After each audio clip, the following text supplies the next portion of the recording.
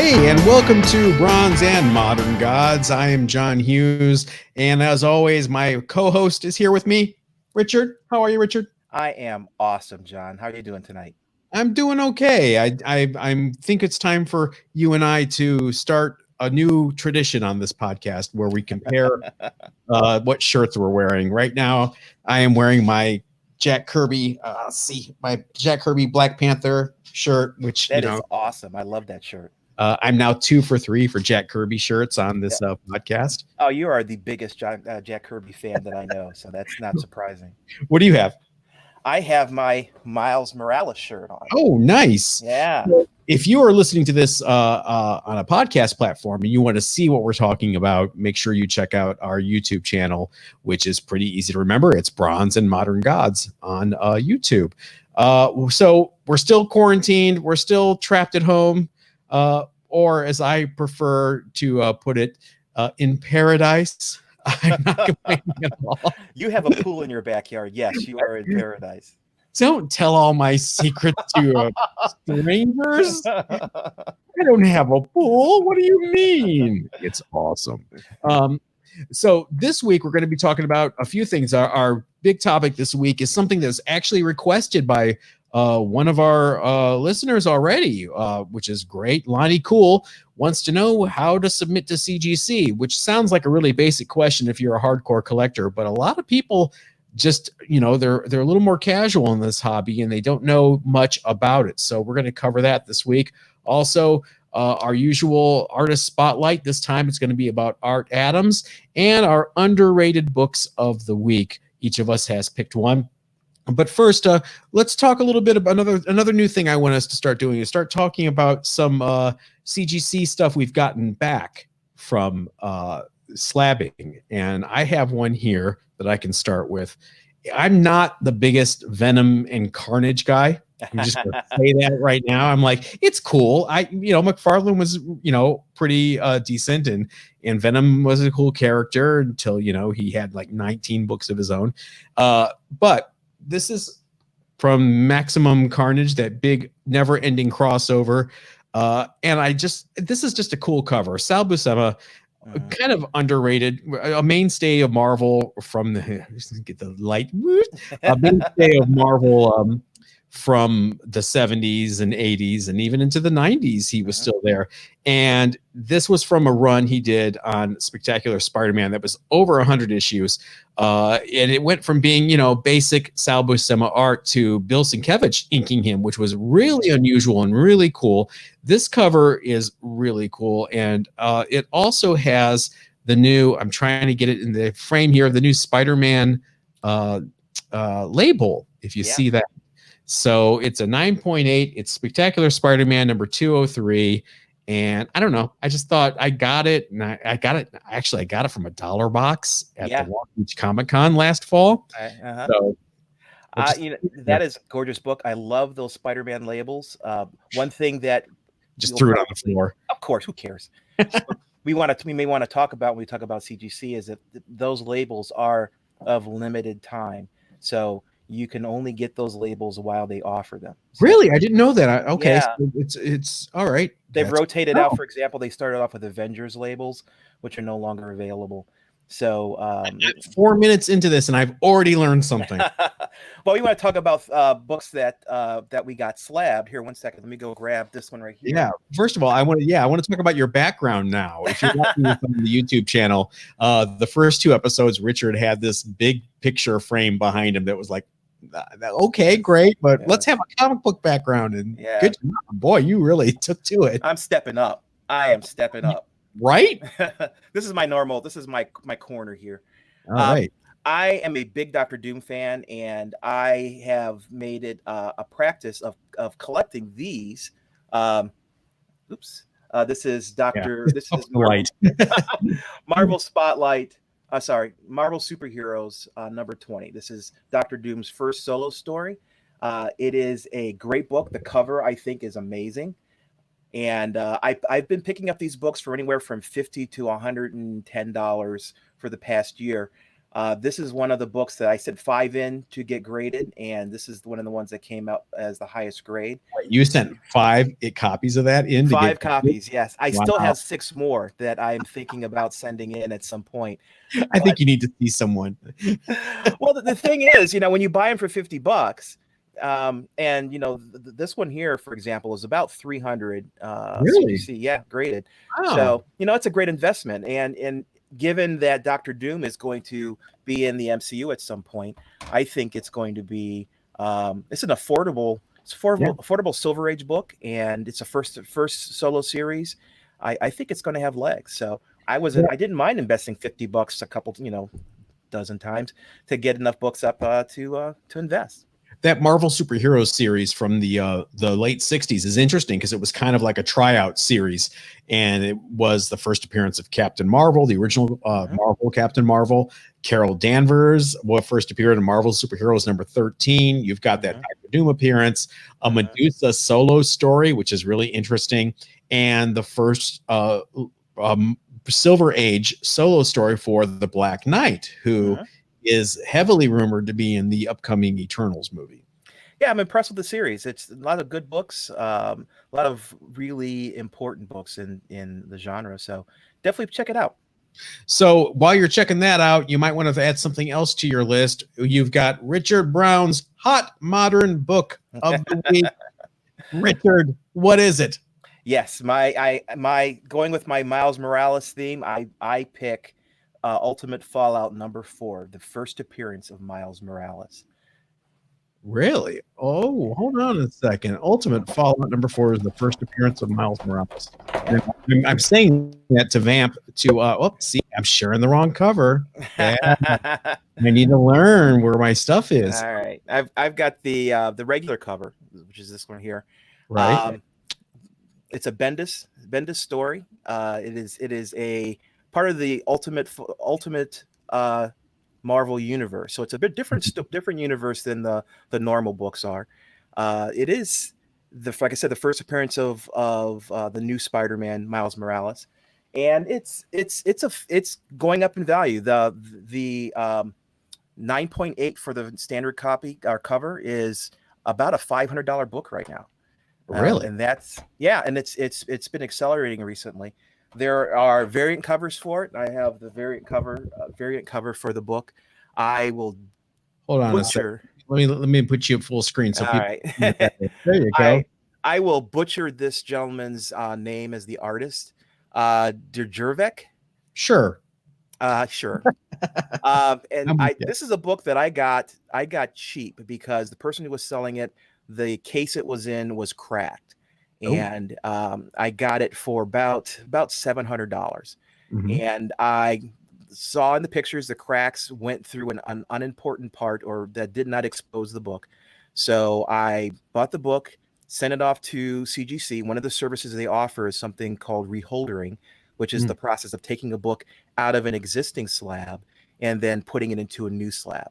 I took the advantage of since it was in there for that, I had them also add the custom label for Spider-Man. This is the New York City labels in one show. Yeah. It's the same one. Yeah, the New York City one. I just had to double check mine. So 9.6 is what I sent it off. It came back as a 9.6. They very, very rarely change the grade for a reholder or a reslab. Right. And now this is a, depending on who you ask, $1,100 book. So you're on the hunt, but you're on the hunt for another version of that book, right? Yes. The regular cover. I am on the hunt. Thank you so much for an opportunity to reach out to the community. You DM him, please. The newsstand version of the regular cover is something that is very rare.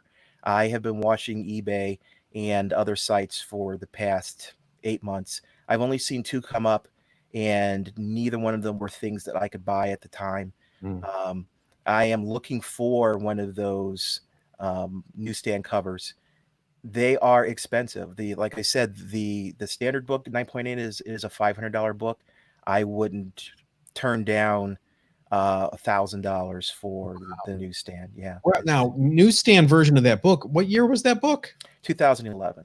And so, what newsstands was it being sold on at that point? Were we talking like Barnes and Nobles, or? That's a good question. Now, the book originally was in a poly bag. So when you received the book, it was in a plastic bag. So I'm assuming it was sold at either on newsstands like Barnes and Nobles or Walmart, places like that. Interesting. Yeah. Well, if you got that, hit Richard up on Instagram at Adult Kid Toys. Please. He will appreciate it. And excuse me, before we go to our main topic, I've been dying to do this since we started this podcast. I keep forgetting to do it, so I'm going to do it now. Make sure you slam that like button, hit subscribe, people. Come on, comic fam, do it. Please subscribe. Please like. John literally enjoys watching the stats. So yeah, I don't know where that came from or what came over me.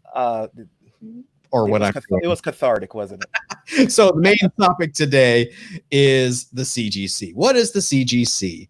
It is the I'm going to screw this up. Comics Guarantee Company. I think so. All right. Sorry. I'm going down to look at my notes. Yes. So CGC was formed in the early 2000s for the express purpose of being a third-party grading service. So you've got your interpretation of what near mint is may not match the interpretation of Richard Brown in Ohio, what near mint is.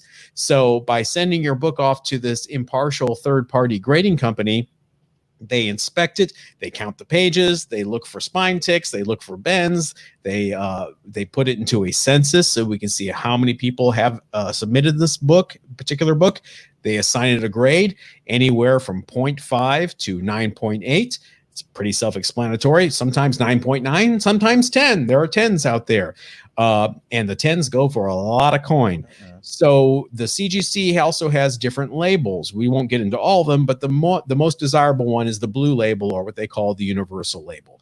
As you saw the book Richard just showed, if you're watching us on the YouTube channel, Bronze and Modern Gods, you can get a yellow label, which is the signature series label, if you've got your book autographed with a CGC approved witness. Now, if you have an old school Jack Kirby book where he signed the inside page like he used to do at conventions and you send it in, it's going to come back with a green label, qualified grade. So just because you have a signature doesn't mean you're going to get a yellow label. Right. It has to be verified. So probably the worst label you can get back on a book you sent in, and it's happened to me, it's happened to Richard, it is a purple label, which means the book has been restored in some way. There's color touch on it. Somebody's reinforced the spine or the cover. All sorts of things can get you the purple label, or as they call them, PLOD, purple label of death. Yes. A purple label of death will take your book from being a $100, 100% book to being worth 50% of what the normal grade is. You do not want a purple book. So I'm sorry, Richard, that's another good thing about CGC is it also detects restoration. So if somebody sells you a really expensive key, for example, Richard bought a Fantastic Four or 5 at the California Comic-Con. It was graded. So he has that security of knowing it's not restored. What were you going to say? I'm sorry.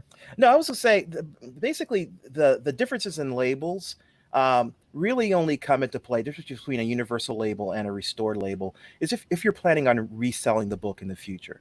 If the book is something that you're keeping, it's an heirloom, and it comes back restored because your grandfather happened to use a marker on the spine, but you never really are planning on selling it, the purple label isn't going to be a big problem for you. It only comes into play when people take that book and want to sell it on to someone else. So if your purpose is to simply protect the book and keep it from degrading over time, which is one of the great things about having your book encapsulated, then don't fear the purple label. But if you, like John says, if you are planning on reselling it, it is something that you want to avoid. Yeah, it is a bit of a stigma. Now, that it kind of changes when you get into Golden Age books, because so many of those books have not survived without some form of restoration. And now there's even a subset of the purple label, the conserved label, which means there was conservation done to keep the book intact. So if it's degrading and falling apart and somebody fixed the spine, a professional restored it, then it will get a conserved grade. And that's a different thing. That's just the last couple of years they've done, because they recognize a lot of these golden age books have had work done on them, much like a lot of actresses that are in and some Silver Age too. Be careful with the conserve label. It's a gray stripe across the top of the regular blue or what have you. I've seen blue labels with that gray conserve stripe, and it's difficult to pick out. And if you don't pay attention, you may get yourself a conserve book by accident. It doesn't have the stigma that a purple label has, though. Conserved grades are recognized as, hey, that's actually a good move to keep this book alive, surviving. Right. So, okay, here's the thing about the CGC right now. They're in Sarasota, Florida, and they're still open for business. Not going to get into the pros and cons of that. Are they an essential business? Hey, if you're a big nerd like us, but the thing about it, they're still in business. So if you've never submitted and you want to submit a book, there's a few things you need to worry about first. And that is this book worth submitting? Richard, why don't you take it from there? What books are worth submitting? Well, that's a good question. Again, there's two different tacks to this. If you have your grandfather's book that you've inherited and you want to protect it, because again, being encapsulated in plastic in the method of these slabs, it's protected from a lot of things that could damage the book. That's one thing. But if you're looking at reselling, the most important things to look for is key books. For example, you would want to get sent to CGC a Hulk 181, because that is a key book. A Hulk 190 may not be as important, it may not be as valuable, and it is not really as important to slab. So look for those key books. Look for the high quality key books in terms of obviously the better the quality of the book, the more valuable it's going to be. First appearances are also very important.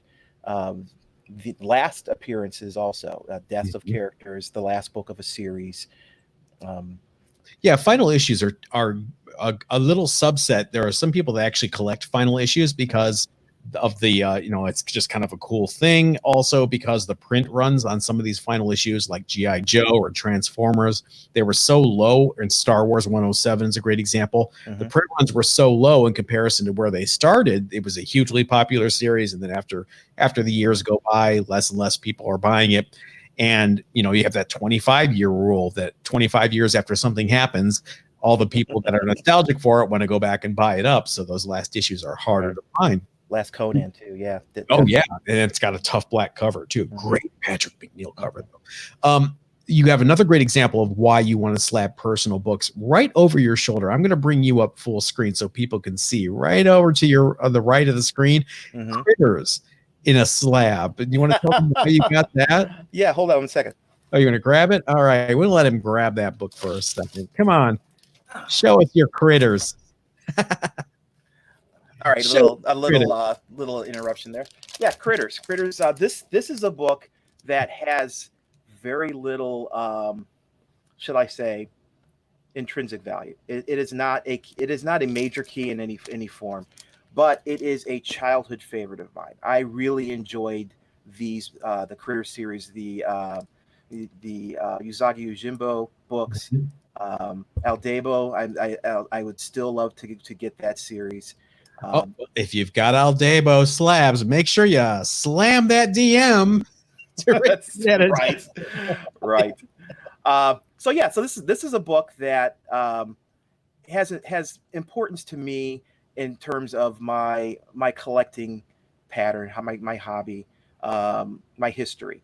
So this book is something that I bought when I was out in California visiting you. It's a 9.8. It's highest grade. I've never seen a 9.8 for this particular book. It's a tough book, mainly because people, since it wasn't highly valuable, people didn't take care of it. This was back in the ages before people did things like slabbing or backing boards, things like that. So, okay, let's say I have some books. I have some books that I want to submit. How do you go about it? Well, I'm very lucky. I'm going to say that flat out. I'm in California. Not only that, I'm in Southern California, where there are a lot of comic book shows. And CGC they have booths at these shows, and they attend these shows where you could just bring your books in and you fill out an online form at the CGC website ahead of time.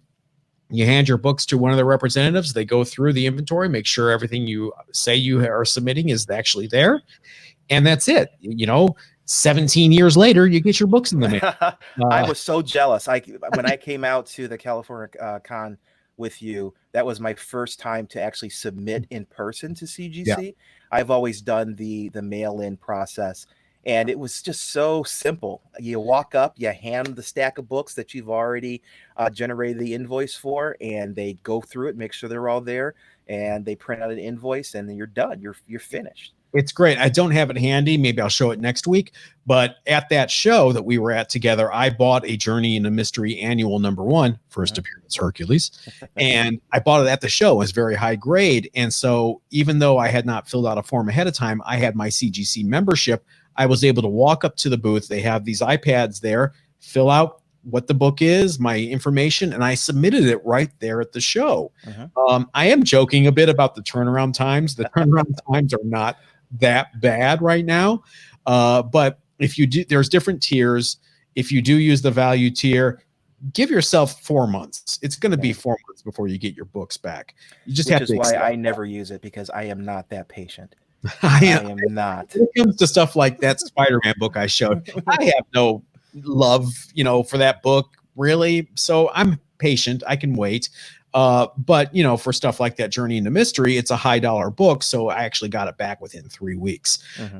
So you're living in Iowa, you're living in Kansas, you don't have a comic book show, especially now in these times, coming to you anytime soon. Ohio. Ohio. On this podcast. How do you submit when you live in Strongsville, Ohio, Richard? It's actually not too bad. You go to the website. First thing you need is a membership to CGC. There are a number of different kinds of membership. There's a free membership that they offer, but I would recommend that you do the Premier membership. It's $149 for the membership, but you also get a credit from CGC to be able to use to slab books. So it basically offsets $150 credit. So. Right. So it offsets the cost of the membership. The membership lasts for a year. I actually am renewing next month.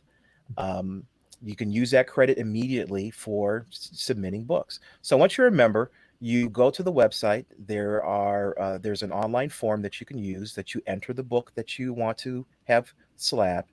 You enter the basic information about the book. You also enter what services, because they offer a number of different services other than simply slabbing. They do things like cleaning and pressing of the books. They do the reholdering, like I talked about. They also do cross grading, meaning they'll take a book from some other grading company, and for half the normal fees that they charge, they will reslab that book as a CGC book. Now, that book will be graded again, meaning if one company says your book is a 9.8, but in the process of them reviewing it, it's really a 9.6 to CGC standards, it will be slabbed as a 9.6. Yep. So be careful about doing reslabs or cross slabs, because that is something that could happen. So you fill out Go ahead. You fill out the paperwork. It's pretty straightforward. And then comes the fun part, bundling up your books and getting ready to ship them off to CGC. So there's a really detailed online page about how to ship your books that you can Google, and it's really how I learned to do it, but I can sum it up for you. You want to make a sandwich. You want to make a delicious comic book sandwich. So you get 2 big pieces of cardboard that will fit into a medium priority size box. And I'll put it in the show notes. You have to get, first of all, the postal service is so awesome. It's the greatest. You can order sets of boxes, bundles of 25, and have them shipped to your house for free. There are 2 boxes I use. I double box all my books, all the books I ship and all the books I sell on eBay. First of all, you want to put all your books together with bags and boards.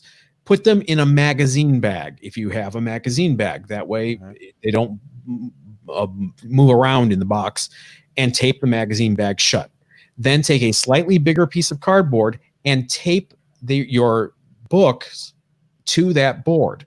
Take an equal size piece of cardboard, put it on top of the other side. You're making a sandwich, and then tape both boards together. You've just made a comic book sandwich, right? Delicious. Now you put that into the priority shipper box that I'm going to have. It's 090 something. I'm going to put the exact one in the description. You're forgetting one thing. You got to be very careful to remember. Yes. Always put on the top of your slabbed books the invoice with printed information, because that's when they open the box, they'll use the information off of that sheet to determine whose book they belong to. So 100%. Sorry. Thank you. Definitely remember to do that. Good point. And so you've got your invoice in your magazine bag. You've made your comic book sandwich with your 2 pieces of cardboard taped very securely. You're going to put it in the first box, which is slightly smaller than a priority medium sized box. Put it in there, seal it up, take that box, put it inside the priority medium sized box, and then tape that up, put your shipping label on there, write fragile in big letters on both sides, and pray. Throw underhand. Yeah, pray.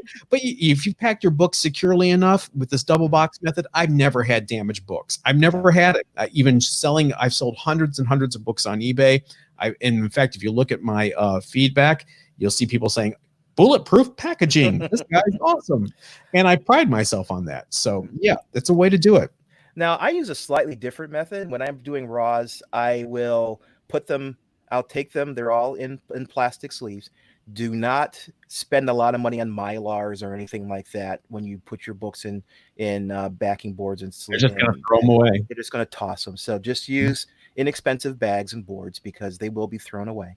I take them and I face the one copy facing up, take the next copy, flip it over, put it down so that the spines are alternating in a stack. I do 5 books in a stack, and then I use something called a Gemini mailer.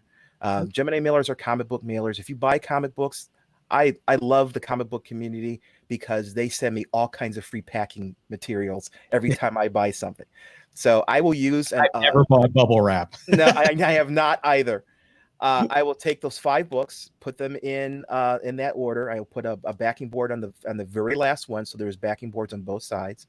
I will put those 5 books in a Gemini mailer, and then I will tape that up, and then I will put cardboard around the Gemini mailer, wrap that in packing tape. So instead of starting off the sandwiches with the 2 kinds of cardboard sleeves that John was talking about, I use those Gemini mailers. I find they're convenient because they are very protective. I get books that ship to me all the time in those mailers that survive my postman shoving them into my mailbox. Oh. So yeah, when I was praising the Postal Service, it's a mixed bag. Yeah, it's a mixed bag. You have to pretend like your book is going to be thrown off the back of a truck. Yes, that's how you have to pack. And I'm like you. I pack multiple layers of bubble wrap, and then I have brown paper that I wrap around that, and then I put it in the box. I also make sure I put a strip of packing tape on the edge of the UPS or Postal Service boxes are self-sealing, but I don't trust the self-sealing. So I'll put a piece of tape over the place where it closes, so that there's an extra layer of protection, making sure that will stay closed. So yeah. So we shipped our books off, but we kind of gave a nice little tutorial there, but what don't you want to send to CGC? There's some books that it's just not worth your time or money. No, definitely not. Especially low grade books of, as we were talking about, things that you want to send. If the book itself has little value, or at least little value for resale, and that's your purpose. If the book is a $3.99 book, and that's what it's going to be. Let's say it's a Batman 53, not necessarily significant. It costs about $40 for a modern book to be slabbed, between the cost of the actual process and the shipping back and forth. So you're investing about $40 in the process of getting that book and a slab. So you got a $4 book and a $40 slab. So your investment at that point is $44. If the book is only still going to be worth $4, even slab. I mean, there's no interest in the market for that book. It's a bad investment. So you always want to make sure that the value of the book that you're slabbing, you take into account the expense going through that process. Yeah, if we're going for $40 all in, the slabbing, the postage, everything, and your time. Your time is valuable too. Yeah. People think of that as well. So if $40 is your baseline, you're all in, then you at least want to be able to sell the book for 120 to actually see a profit. So that's kind of where my threshold is. If I can't sell that book for at least 120 bucks, I'm not going to waste the time on it. Now, why did I just show you a Carnage cover from Spider-Man, Spectacular Spider-Man 203 that is not a $120 book? Because I think it will be someday. You've got things like that that are outliers. However, I was very confident that book was going to come back a 9.8. I personally see no absolute reason at all to submit a book from after 1985 that I don't feel confident is going to come back as a 9.8. There's just no reason to do that, because books, no matter what you say, they're so plentiful past 1985 in high grade, period. I don't care how hot the book is. New Mutants 98, First Deadpool. Do you know how many thousands of copies there are in 9.8 out there? You don't need a 9.6 or a 9.4. You just don't need it. Well, I mean, there's books like Amazing Spider-Man 300 that even the 9.6s are valuable. You've got your Batman Adventures 12, First Harley Quinn. You absolutely have your outliers, just in general, as a general rule of thumb, which is another great service CGC provides. If you've got a bunch of modern books and you feel confident they're going to be 9.8s, but you want to hedge your bets, for $5 a book, they will pre-screen your book and say, okay, this is a 9.8. Go ahead and slab it and spend the money. Or they'll say, you know what, this is a 9.4. You paid $5 to end up saving $35 of the $40 slabbing fees you would have paid to get back a 9.4. Right. And as a matter of fact, going back to our Ultimate Fallout number 4, this is a second print of that book. There are 2 different second prints. These books are skyrocketing in value right now. I paid almost retail for them. These are $4.99, $3.99. I paid like $7 for these books. I have about 20 of them. And I would love to, and I plan on sending them into CGC using that service, so that you can set a threshold for the minimum value you want to have. So I'll say 9.8s, and any books that aren't 9.8s will come back on slab. The ones that are will come back. And, that's a spec book. That's something that you're going to invest in. But that also brings up another point about CGC, and that is the grading process. The grading process is definitely it's a human process. So there will be some differences. There are examples of 9.8 books out there with spine ticks, for example. And there are examples of 9.9 books that have some flaw in them. And it's a human process. You have a bunch of people who are grading books and assigning a value to them. I have sent in books that I could swear were 9.8s because they came in from the distributor. I didn't even take them out of the bag. They're flawless, and I shipped them off, and they came back 9.6s. I have a great story of when I had a Strange Tales 110, first appearance of Doctor Strange, and if you know that cover in the lower right-hand side, it's got a black corner. A good, I would say, fifth of that cover is just black, and there was a nasty tape pull on it. Ooh. And I thought, you know what, this is a key. The movie's coming. I'm just going to send it in and see what happens anyway. It came back as a 6.5. There is no justification that I can see. I wish I had a scan of it to share with you guys of that book coming back as 6.5. That's what they call a gift grade. I definitely got a gift grade on that book, and I sold it to someone for a GPA 6.5 price. And I was real upfront. I'm like, hey, please note the tape pull, because I don't want anybody getting it and then going, you didn't have a good picture. That's right there, people. And I also noted it. The guy was happy with it. So then, I have a Detective 400, first appearance of Man-Bat. It was beautiful, at least a 9.4, at least, maybe even more. I was getting ready to ship it, and guess what I did? I snagged the cover with the piece of tape and ripped it off and had a tape pull on it. I sent it in anyway. It came back as a 7.0.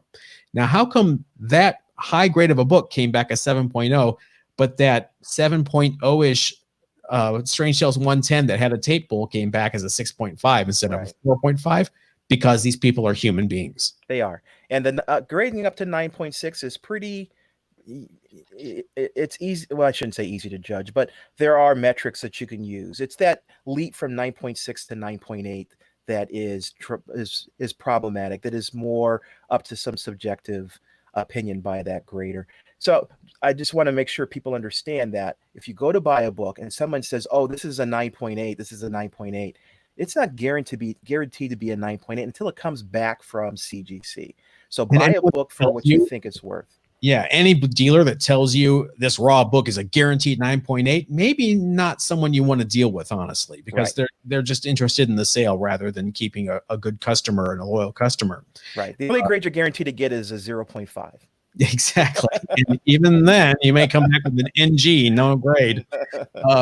So if we didn't answer anything you're curious about, please hit us up in the comments. And if you're watching this on YouTube, or if you are listening to us on a podcast platform, you can always email us at bronzeandmoderngods@gmail.com. Or, and I'm going to put this up on the screen if you're watching us, you can always hit us up on Facebook and Instagram at Bronze and Modern Gods on both of those platforms as well. And thank you so much for the suggestion for the topic.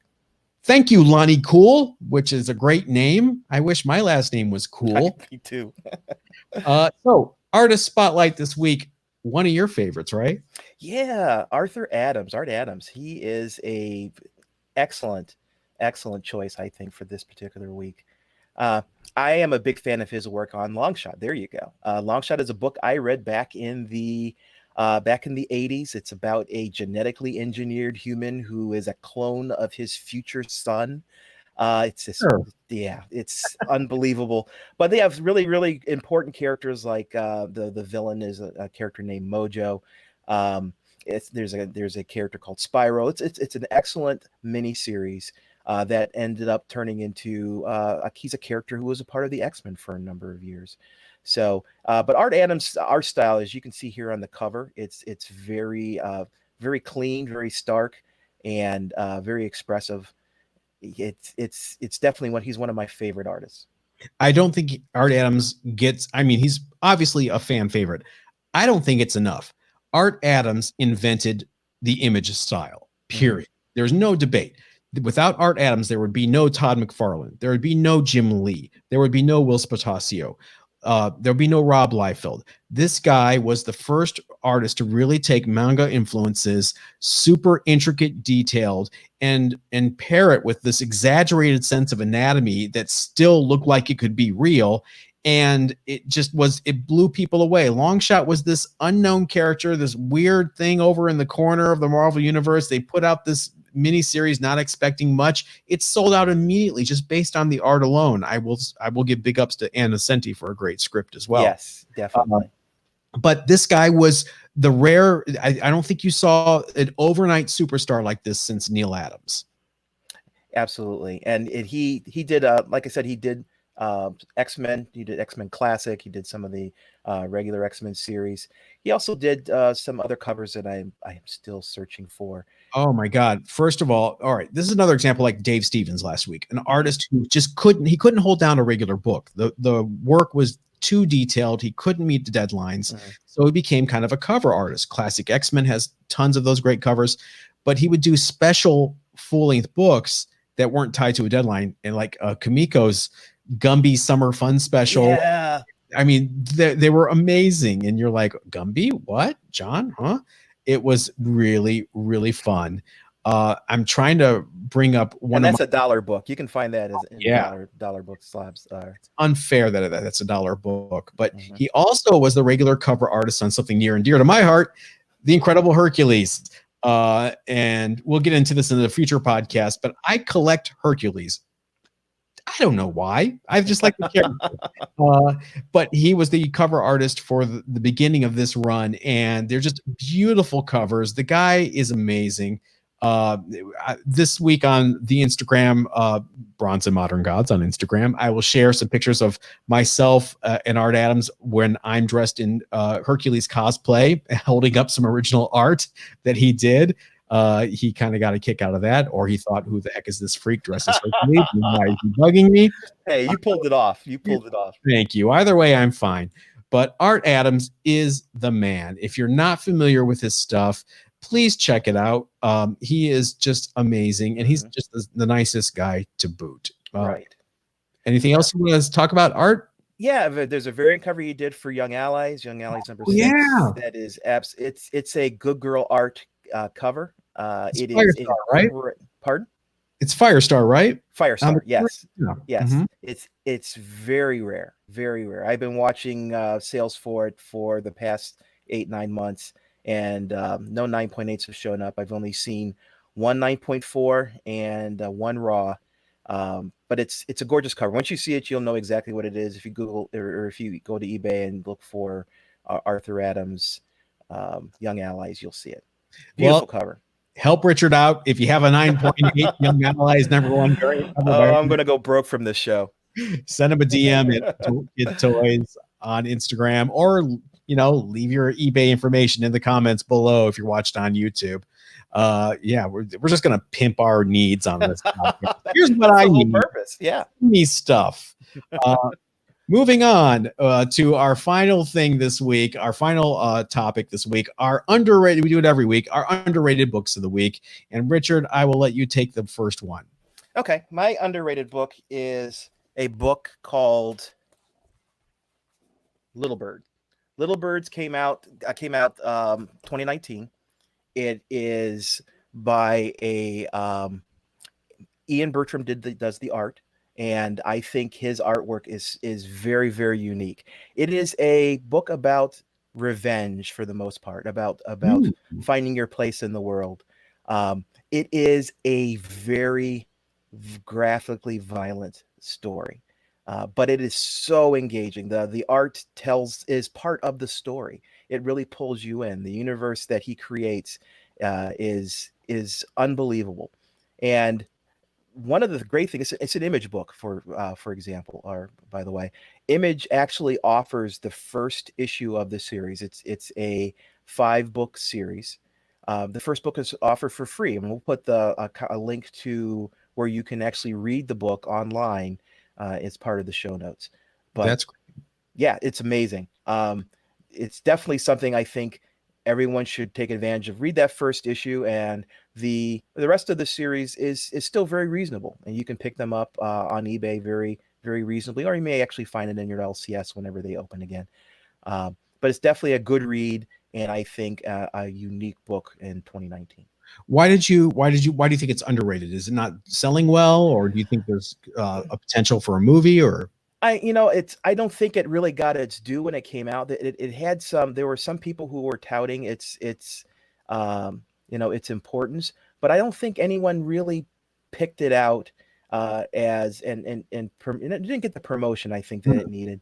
I don't really think the story leans towards being an option property. It really is a unique universe that is just going to be too violent for say that now. Yeah. I saw the purge. Yeah, that's true. It's violence to a point where it's stylized and just becomes part of the background. Yeah. But anyway, I think it should have been more. It should have been recognized more, and we should see more from this artist. And more of the series in the future. I would love to see a second run of this book. There's been no word from Image that that's going to happen, but I think it was a good enough story that it deserves more than a 5-book run. Well, I'm going to check out the free digital copy. I mean, why not? It's cost me some bandwidth. All right, I'm in. Right. My book this week is from 2005 from DC. They started a new imprint called DC Focus. Now, what was DC Focus? I don't even think DC knew what it was. It was basically another Vertigo. I don't know why they just didn't make this a Vertigo book. It should have been a Vertigo book, but they tried to launch this new imprint with this book, and it is called Hard Time. Hard Time is by Steven Gerber, the late Steve Gerber, the man who created Howard the Duck, wrote The Best Man Thing You'll Ever Read, just one of the best comic book writers ever. I was going to say of the 70s, but I'm going to say ever. I'll put it out there. And Hard Time was an interesting book. It was about a young man, 15, in high school, being bullied along with his best friend constantly by the jocks. They decide to teach these bullies a lesson by faking a school shooting. Problem is, the lead character's friend used real bullets and didn't tell him. So Ethan, who is the innocent kid who just wanted to scare some people, ends up getting tried as an adult and sent to prison. While he is in prison, he discovers he has some sort of superpowers. I will not spoil this book by telling you what those powers are or how they are used, or even if he's aware he has them. You have to read this book. One of the reviewers back in the day summed it up perfectly. It's Oz meets my so-called life. I think that's the best description. It's a tough read. But it's really worth it. It's a very interesting book about the penal system, about the media, about, is it right to try kids as adults? And it's a lot of challenging themes. You may not agree with some of it. You may agree with a lot of it. It depends on where you fall in the political spectrum as well. It is also notable for being a book back at least 15 years ago that featured a trans character as one of the regular cast of characters in the prison. Cindy was one of the cast members. It ran 12 issues. And it was successful enough. In fact, it was the only DC Focus book that was successful enough to get what they called a second season. They rebooted it from #1, and they lost the Focus imprint. They just went with DC. And if you notice, they're like, okay, we're going to try to sell this book now and make it look like a superhero book, which is fine. Anything to keep it alive. You see the little season 2 here that denotes that. It lasted 7 issues in season 2. It was sad. It was a tough time for the industry. Books needed to sell a certain threshold to survive. Hard Time just wasn't cutting it. But the good news is they let Gerber know that issue 7 was going to be the last. So issue 7 he had a 50-year sentence. We find out in issue 7, it jumps ahead 49 years. He serves the entire sentence, and the ending is amazing. I cannot recommend this book enough. The good news is go on eBay, buy a complete lot for like $5. It's not going to cost you anything. I'm not getting rid of mine, so don't look at me. It was one of my favorite books from the early 2000s. It was such a heartbreaking thing when it got canceled. I won't say it got canceled too soon. I think 17 issues was a lot longer than a lot of people would have given that to find an audience. Okay. But Hard Time by DC Focus. Give it a shot. Check it out. Awesome. Yeah, that falls into that crack where I was on hiatus from the collecting hobby. So I wasn't aware of that until you brought it up. Don't ever go on hiatus again. All right. Speaking of hiatus, we're going to take a 7-day hiatus, and we're going to relax and in our houses and stay safe and stay quarantined. And we will see you all. Make sure you give us a like, subscribe. I'm not going to overdo it again like I did earlier. Like some of our contemporaries, slam that like button. That's my favorite expression. Make sure you follow us on Facebook at Bronze and Modern Gods. Follow us on Instagram at Bronze and Modern Gods, and make sure you leave us a review on your favorite podcast platform, because we'll love you for it. Yeah, we sure will. Yeah, and we'll see you next time. Bye, folks. Bye.